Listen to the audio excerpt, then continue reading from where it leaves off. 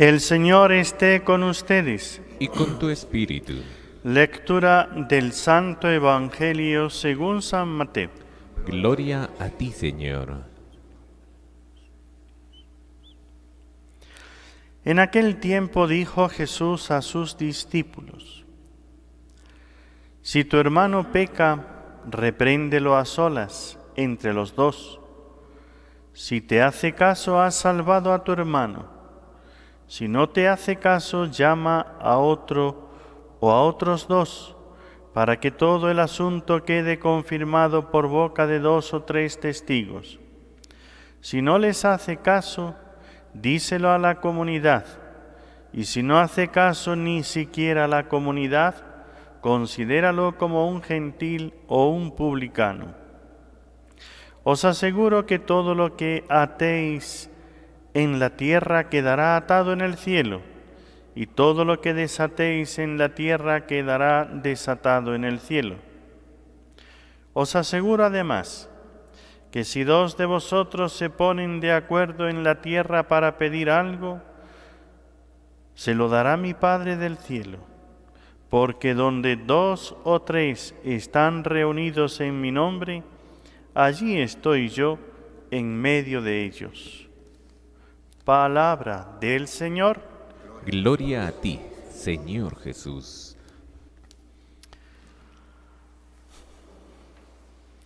Amados hermanos en nuestro Señor Jesucristo y María Santísima nuestra Madre, San Mateo comienza su predicación, es decir, la doctrina de Jesucristo después del nacimiento y de los primeros acontecimientos, la elección de los apóstoles, enseñar su doctrina con lo que se llama el Sermón del Monte, la explicación, las bienaventuranzas, que es el contenido, la síntesis, ahí está toda la doctrina del Señor en esas 8 sentencias, las bienaventuranzas.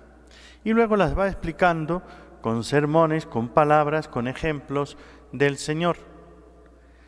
Después, San Mateo me pone, si primero tiene este sermón que va para todo el mundo enseñándole su doctrina, también el Señor, San Mateo lo pone así, enseña a sus discípulos, a aquellos que le siguen, sus apóstoles, o como se suele decir también en otros autores, y nos lo van explicando, lo que es el sermón para los dirigentes de la Iglesia. Y aquí tienen ustedes una enseñanza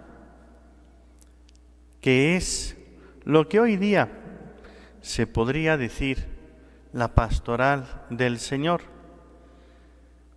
Hoy día se habla mucho de pastoral, se nos quiere decir ciertas cosas que a veces son confusas y a veces equívocas, porque cuando no nos vamos a la misma palabra del Señor y no hacemos caso de lo que Él dice, empezamos a inventarnos, a imaginarnos lo que tendríamos que hacer o lo que el Señor debería de haber dicho.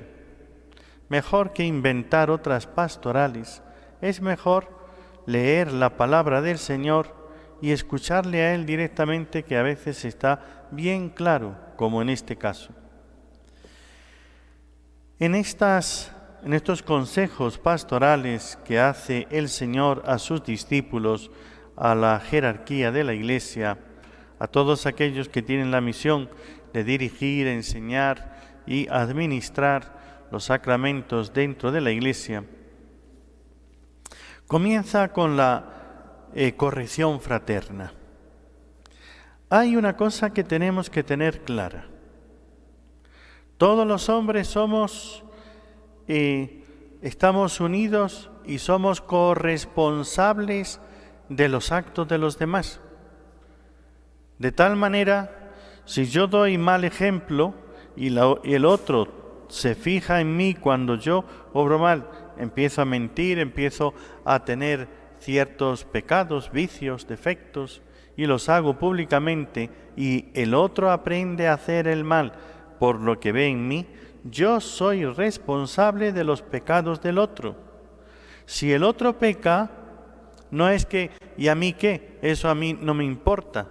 Todos tenemos en esa solidaridad que participar del bien o del mal de los demás. Por eso es misión nuestra también, de todos y cada uno en su lugar y en su ambiente, así los padres respecto de los hijos y los hijos unos respecto de sus hermanos, respecto del resto de la familia, de los amigos, de los vecinos. Todos tenemos una participación tanto del bien como del mal. Y dice el Señor, si tu hermano peca, no es que te laves las manos como Pilatos y digas, ¿y a mí qué? Yo con eso no tengo nada que ver. Dice, repréndelo a solas entre los dos. Entonces, de tal manera que si tú ves que hay un hermano, pariente, familia, vecino, amigo, súbdito, compañero de trabajo, de empresa, hay ciertas personas que están a nuestro alrededor y no podemos permanecer cada uno independiente en todo. Tenemos parte en el bien y en el mal. Por eso no podemos ser indiferentes. Y si mi hermano peca, tengo que ayudarle a corregirse. Eso es lo que dice el Señor, repréndelo a solas. Qué diferente es, ¿verdad?, la enseñanza del Señor de lo que solemos hacer. ¿Cuántas veces vemos que alguien comete un mal, obra de una manera, y empezamos a chismorrearlo por ahí, pero a él no le decimos ni una palabra? ¿Cómo yo le voy a decir algo para que se enfade conmigo, para que se moleste, para que me diga algo? Entonces, es todo lo contrario de lo que el Señor me dice. Claro que si mi hermano empieza a obrar mal, yo me tengo que acercar con caridad, repréndelo a solas. Reprenderlo no es decirle palabras groseras, insultantes y humillantes, es animarlo, es impulsarlo para que dé un cambio. Primero se hace, pues decir, oye, mira, esto no se ve bien, mejor sería cambiar, no hacer esto, hacer de otra manera, darle un consejo que anime. Si no me quiere con el primer aliento, consejo, escuchar, entonces ya iré advirtiéndole más seriamente. Pero mira, deja de hacer eso, porque si no se lo voy a decir a otras personas. Y se lo voy a decir a fulano, y entonces ya uno le mete esas personas, que si el padre, que si el hermano, que si el jefe o la persona que sea, para ver si de esa manera se corrige. Y si yo le reprendo, le corrijo, le ayudo, y con eso la persona ve que ha dado un mal ejemplo, que está mal lo que está haciendo, y cambia, como dice el Señor, si te hace caso, has salvado a tu hermano. Y si no me hace caso, allá él, ese es su problema. Dice, no, sigue intentándolo. Tú que eres testigo, que lo has visto, si yo he visto que ese hermano, amigo, compañero, obra mal, tengo una responsabilidad de ayudarle en el cambio. Y fíjense que dice, primero a solas, nada de ir por ahí a criticar su actitud con la gente y después delante de él muchas sonrisas y no decirle nada. Corregirle directamente a él para que cambie. Si no te hace caso, llama a 2 o 3 testigos para que todo quede en un pequeño círculo, 2 o 3 personas, a ver si así entre varios le animamos, le ayudamos para que cambie. Si no os hace caso, entonces ya hay que hacerlo públicamente. Si está cometiendo un pecado, da mal ejemplo, además es un peligro para él. Si es un pecado mortal, se puede condenar. Hay que ayudarle para que se confiese, que cambie de vida, que se corrija, y se le hace un gran bien espiritual. Y también para la comunidad, porque todos somos corresponsables del bien y del mal de todos los demás, de la comunidad. Todos participamos, nos beneficiamos o nos perjudicamos del bien y del mal de los demás. Un caso, miren, si es que cuando uno lo reflexiona serenamente, se da cuenta de que es así. Si vivimos en una sociedad, en un pueblo, en un barrio, y hay uno que es un ladrón y empieza a robar, si yo me callo, van a ser muchos los perjudicados. Él, ese ladrón, se hace cada vez más insistente o cada vez repite más su pecado y son muchas personas las perjudicadas.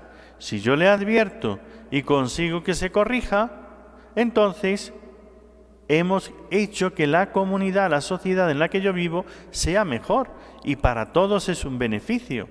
Y así con todo, con las palabras, con la mentira, con el robo, con lo que sea. Por eso el Señor nos hace que tenemos que tener en cuenta que aunque no nos guste tener que corregir a nadie, tenemos que aprender a hacerlo y decirlo de buena manera, pero es una obligación. Y si tú eres testigo del mal de una persona, tienes que ayudarle para que cambie. Y si no, te haces responsable en parte de los pecados de esa persona. Imagínate, por no querer crearte un enemigo, por no querer decirle a uno una verdad, cuando vayas delante de Dios en el juicio tener que dar cuentas también de los pecados del otro.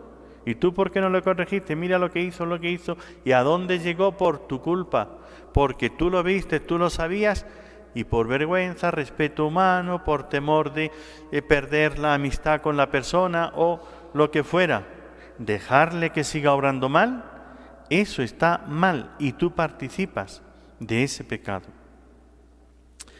En la primero que nos dice en estos consejos pastorales, esta es la verdadera pastoral que nos enseña nuestro Señor Jesucristo, la corrección fraterna. ¿Y el orden cómo se hace? Se le dice directamente a la persona no criticar por ahí, llamar 2 o 3 testigos si no hace caso, y si por último insistiendo no hace caso, entonces se dice públicamente para que se avergüence y que la gente sepa y que no imite el mal ejemplo. En el segundo consejo os aseguro que todo lo que atéis en la tierra quedará atado en el cielo y todo lo que desatéis en la tierra quedará desatado en el cielo. Esto lo podemos interpretar de varias maneras. Piensen ustedes que lo que estamos haciendo aquí es preparándonos el cielo. Y lo que tú aquí hagas, después te van a juzgar en el cielo y eso va a quedar por toda la eternidad.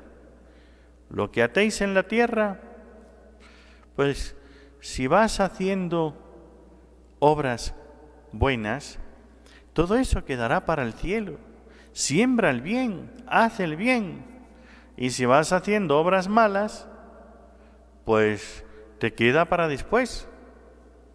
Y lo que hagas de malo, eso ya va a quedar por toda la eternidad. Uno se puede arrepentir, pero si yo me arrepiento después de haber cometido un pecado, por ejemplo, si he arruinado a una persona con una calumnia, una mentira o una acción injusta, robándole, estafándole, llevándole a una situación en que caiga en una ruina, ¿cree que con pedir perdón ya, mira, perdóname que es que me equivoqué, que es que tuve una tentación y ya, y la vida de esa persona, ya eso queda así, y todo lo que esa persona sufre es para toda su vida, y por la eternidad queda eso. De tal manera que tenemos que pensar que nuestros actos no es cuestión después de un me arrepiento. Tenemos que poner todo empeño e interés en obrar bien, sabiendo que todo lo que hagamos o digamos tiene consecuencias para el tiempo y la eternidad. Y si yo doy un mal ejemplo y a uno le doy un mal consejo y le guío por el camino del pecado y termina condenándose, Por mi culpa, qué remordimiento y qué consecuencias tan terribles. Y el tercer consejo que nos pone, todo esto, hay muchas cosas, queridos hermanos, que uno se encuentra a veces, en una situación de decir qué responsabilidad, lo que yo hago aquí, lo que después hacer y cómo hago. Pues dice, hay cosas que tienen, orientación y solución si lo hacemos en la oración. Os aseguro que si 2 de vosotros se ponen de acuerdo en la tierra para pedir algo, se lo dará mi Padre del cielo. A veces hemos obrado mal, a veces ha tenido consecuencias, y entonces ya esto no tiene remedio. Ciertamente, la oración y la oración en grupo es tan importante. Por eso es importante, queridos hermanos, que aprendamos a rezar en común, en la casa, en el hogar. Perdamos el miedo de rezar en familia, que hay algunos que les da miedo de rezar delante de los otros. Pues una familia que reza unida, que tome el Santo Rosario, que le pida a la Virgen para que la Virgen bendiga a esa familia, y así doy un buen ejemplo, en vez de, a veces no hacemos más que hablar mal, criticar las malas palabras y siempre los juicios temerarios o los juicios perjudiciales contra los demás. Enseña a tu familia, ponte firme, haz oración, pero además promete que si nosotros nos ponemos de acuerdo y rezamos en común por una intención, algo bueno, dice, donde 2 o más están reunidos en mi nombre y piden algo al Padre, os lo dará. Él está entre nosotros. Dios está contento cuando nosotros oramos en familia, oramos en grupo, los amigos, las amistades, los que hacen. Aquí en esta parroquia tenemos los centros parroquiales. Entonces es una especie de oración entre vecinos, familiares, amigos, conocidos. Nos reunimos para orar juntos. Eso es una gran bendición de parte de Dios. Otros tienen los grupos de oración. Hay personas que en su casa organizan o participan y van a la casa de un vecino, de un amigo, de un compañero y hacen su grupo de oración. Esto, el Padre Pío fomentaba mucho los grupos de oración, les enseñó a hacer oración. Una cosa es la oración que hacemos en la iglesia, que es importante y necesaria, pero unirnos para hacer un tiempo de oración, rezar el Santo Rosario, pedirle a la Virgen como ella nos pidió tantas veces en sus diversas apariciones, que recemos el Rosario, porque hay tantas bendiciones para la persona, para la familia, para la sociedad y para el mundo. No dejemos de hacerlo. Y si empezamos por el temor de decirle a uno o a otro, aquí hay que saber vencer los respetos humanos. Si somos católicos, si somos creyentes, si somos fieles del Señor, tenemos que demostrarlo con obras. Y una de las obras fundamental, importante, es la oración en grupo. Como hay personas que les da más temor, tienen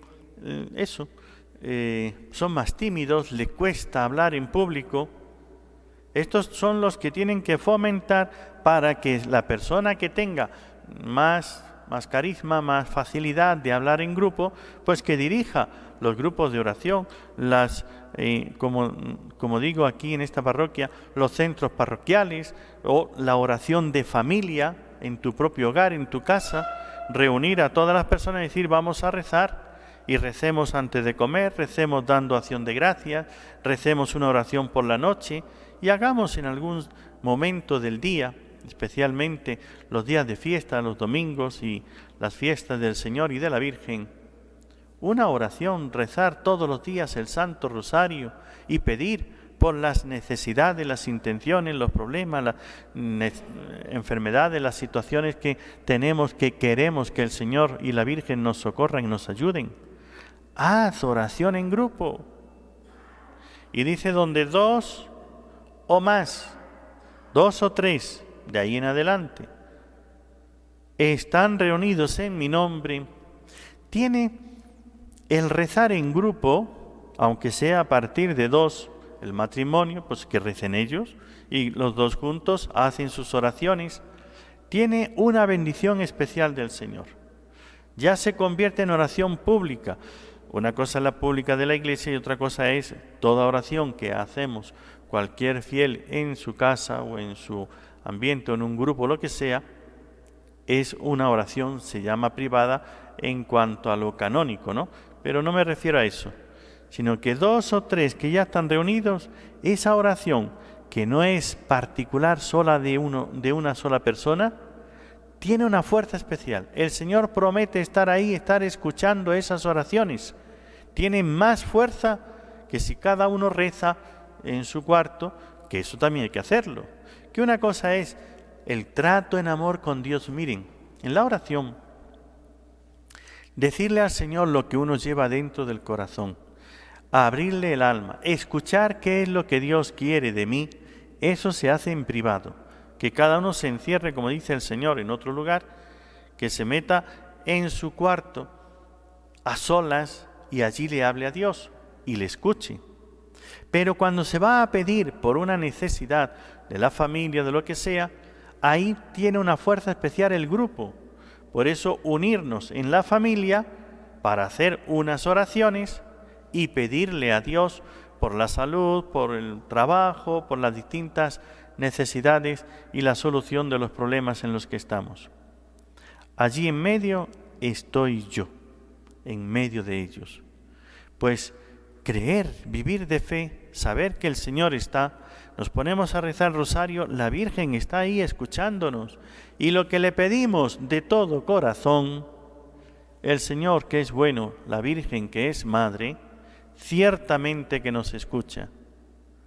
¿Por qué no haces la experiencia de sentirte escuchado en tu oración por el Señor y por la Virgen? Algunos como que no se atreven a creer de que el Señor les vaya a escuchar y a mí me va a escuchar y yo, ¿quién soy? Pues si eres hijo de Dios, es tu Padre, ¿cómo no te va a escuchar tu Padre? Si Dios es omnipotente, que todo lo puede, ¿por qué no va a hacer lo que le pides si se lo pides de corazón y es para el bien tuyo y de los demás? Si reúnen las condiciones para que esa oración sea escuchada y lo pides de verdad, nada de pedir dudando, ahora pido una cosa y después otra, que a veces nos pasa eso, Es que estamos pidiendo y ahora pido que me solucione este problema. Y antes de terminar de pedir eso, ya se me olvidó lo que pedí, empiezo a pedir otra cosa y después otra cosa. Y voy pidiendo, pues picoteando de un sitio a otro. Y Dios está esperando, pero bueno, ¿qué es lo que quieres? Que te decidas. Pero cuando uno pide de verdad una cosa que ve que eso es para gloria de Dios, para la salvación de las almas y para la santificación propia, Dios siempre escucha. Acudamos a la Virgen, escuchemos bien los consejos pastorales que nos da el Señor por San Mateo y así, orando juntos, pidiendo a la Virgen, con fe, verán ustedes las maravillas que Dios obra en nuestra vida.